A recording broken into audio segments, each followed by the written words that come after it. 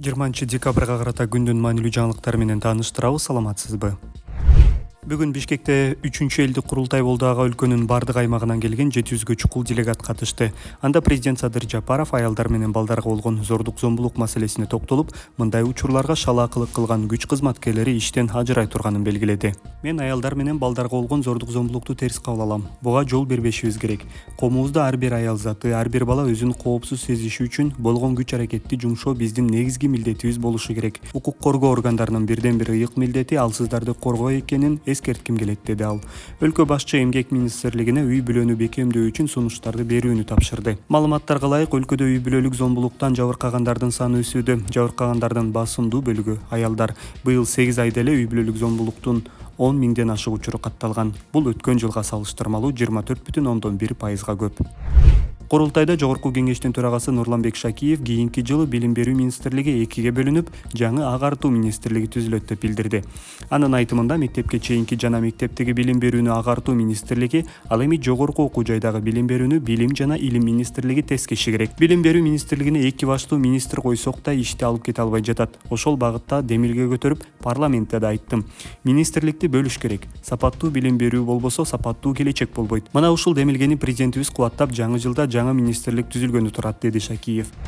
Президент Садыр Жапаров курултайда Кытай, Кыргызстан, Өзбекстан темир жолунун курулушу 27 декабрда башталаарын билдирди. Биз бул долбоорду баштаганда ага ишенбеген, аны жомок деп шылдыңдап күлгөндөр болгон. Азыр эми ал жомок эмес, чыныгы долбоор экенине баары күбө болууда, деди президент. Жапаровдун айтымында бул жол чыгыш менен батыштын ортосундагы стратегиялык көпүрө болуп, соода, туризм жана өнөр жай үчүн жаңы мүмкүнчүлүктөрдү түзөт. Президент айрымдар кыял деп эсептеп келген дагы бир долбоор Камбар ата бир кес экенин билдирди. Бул кыял чындыкка айланууда. Биздин өлкө энергетикалык көз карандысыздыкка жана энергетика менен өзүн өзү камсыздоого өтүп жатат, деп белгиледи Жапаров. Кыргызстан, Кытай, Кыргызстан, Өзбекстан темир жолун куруу тууралуу макулдашууну 27 июнда ратификациялаган. Документти парламент 19 июнда кабыл алган. Ага чейин Кытай темир жолдун курулушу үчүн Кыргызстанга 2 миллиард 350 миллион доллар өлчөмүндө насыя берери белгилүү болгон. 3 өлкө Кыргызстандын аймагында темир жол долбоорун ишке ашыруу үчүн биргелешкен долбоордук компания түзүшөт. Компаниядагы үлүштүн 51%-ын Кытай темир жолдору алат, ал эми Кыргыз темир жолу менен Өзбек темир жолдоруна 24,5%дан үлүш тиет. Президенттин айтымында салынган каражат акталгандан кийин эки тарап долбоордон чыгып, биргелешкен долбоордук компаниянын 100% үлүшү Кыргызстанда калат. Курултайдын дагы бир катышуучусу Асылбек Абдыкадыров бир катар көз карандысыз басылмаларга сөз берүүнү сунуштап, аларга өз пикирин билдирүүгө мүмкүнчүлүк берүү керектигин билдирди. Анын айтымында айрым басылмалар болуп жаткан жакшы иштерди терс мааниде чагылдырып, коомдук пикирди бурмалоого аракет кылышат. Садыр Жапаров ал катышуучуга эскертүү берген жок. Ал өлкөдө сөз эркиндиги бар экенин дагы бир жолу кайталап, трибунада кимге сөз беришти делегаттар өздөрү чечиши керек деп билдирди. Кандай гана маселе болбосун, трибунага чыгып ачык айткыла. Чапаныңарды эч ким чечип албайт. Бир тал чачыңар түшпөйт. Сөз эркиндиги бизде бар, болуп келген. Сөз эркиндиги менен ушак айыңды бирөөгө жалган жалаа жаап, мазактоону, калп айтууну токтотсо эле, алмаштырып албаса эле болду. Так айткыла, факты менен айта бергиле, деди президент. Жапаров курултай делегаттар элдин оюн ачык айтсын деген максатта уюштурулганын белгиледи. Курултайдын дагы бир катышуучусу Байсидин Батыркулов УКМКнын төрагасы Камчыбек Ташиевди бүгүнкү күндүн манасы деп атады. Ал Ташиев чек ара маселесин чечип берди деген пикирин айтып, Оштогу Чоң Ала элинин чек ара боюнча суранычын аткарганы үчүн бийликке ыраазы болду.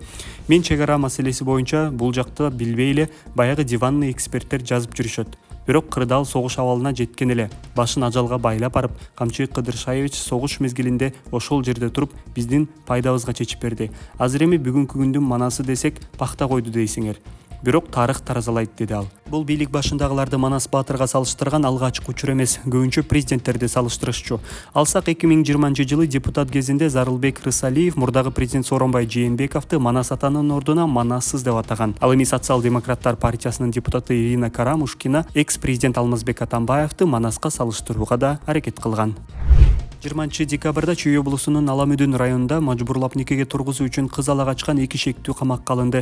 Жабырлануучу кыздын айтымында окуя 18 декабрда болгон. Шектүүлөр аны уурдап, Маевка айылына алып барышкан. Молдо чакыртып нике коюуга аракет кылышкан, бирок кыз макул болгон эмес. Кийин шектүүлөр кызды Беловодская айылына алып барып, ал жерде анын эркине каршы кармап турушкан. Бул боюнча кыз ала качуу беренеси менен иш козголуп, 30 жана 35 жаштагы 2 шектүү тергөө абагына киргизилди.